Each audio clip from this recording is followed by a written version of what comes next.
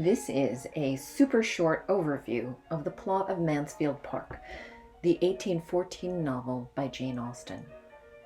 Mansfield Park tells the story of Fanny Price, a poor young girl who is taken to live with her wealthy uncle and aunt at a grand manor house called Mansfield Park. Fanny's cousins, Maria and Julia, are mean and superficial, and her oldest cousin, Tom, struggles with addiction. Fanny, who feels terribly lonely in the big house full of strangers, only feels comfortable with her quiet, thoughtful cousin Edmund. The main action of the book takes place when Fanny has been living at Mansfield Park for a few years, and the kids in the house are starting to think about love and marriage. In this moment, Fanny's uncle, Sir Thomas, is having some kind of trouble with his business in Antigua, and he goes on a long trip, bringing Tom with him. While Sir Thomas is away, the remaining cousins make some new friends, and everyone gets super flirty together since Sir Thomas isn't there to supervise.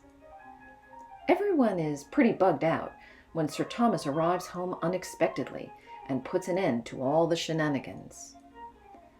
During this whole time, Fanny has been trying to behave properly, not like her cousins, and she's really put out when Sir Thomas pressures her to marry Henry Crawford because she saw Henry flirting like crazy with her cousin Julia, and Fanny just knows he's a player. Also, she's secretly in love with her kind cousin Edmund, but is miserable because she can see that Edmund is in love with someone else. To make things worse, Sir Thomas sends Fanny back to her parents' house, kind of as a punishment. He wants to remind her what it's like to live in poverty. When Henry Crawford runs off with Julia, Fanny's married cousin, Sir Thomas and Edmund both realize that Fanny's judgment is a whole lot better than theirs has been, and they start to give her more respect.